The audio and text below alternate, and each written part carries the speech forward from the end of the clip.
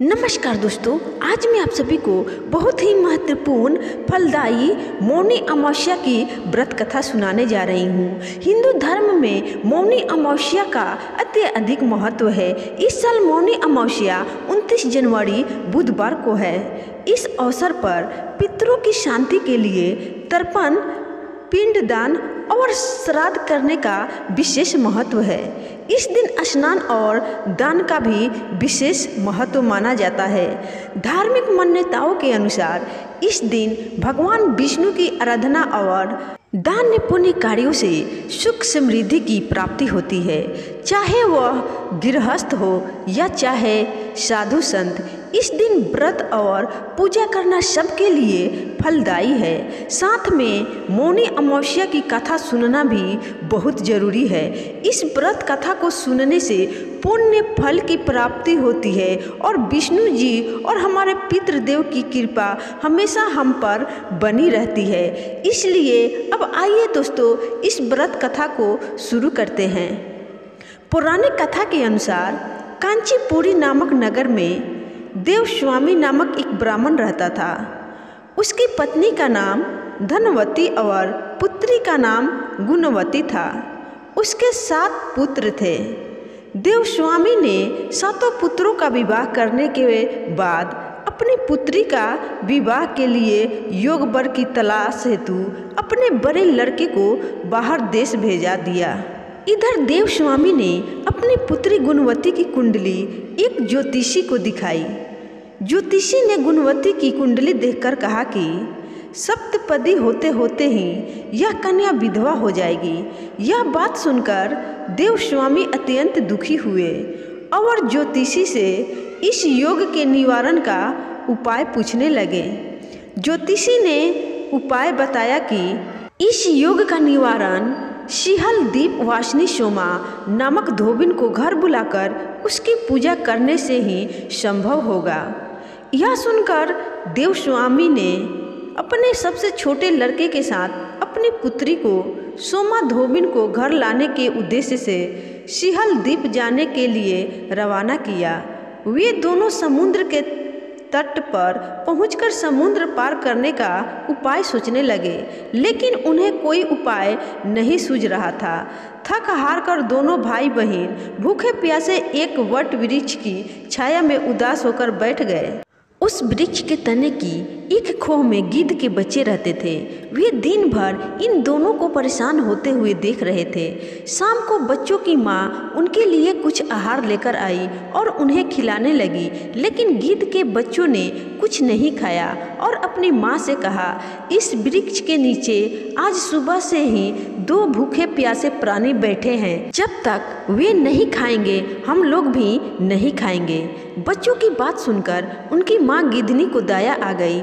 उसने दोनों प्राणियों को देखा और उनके पास जाकर कहा, आपकी इच्छा मैंने जान ली है। आप लोग भोजन करें। कल प्रातः मैं आप लोगों को समुद्र पार सोमा के घर पहुंचा दूंगी।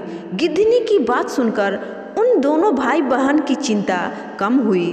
दोनों को अत्यंत खुशी हुई। उन्होंने गिद्धनी को प्रणाम कर भोजन किया।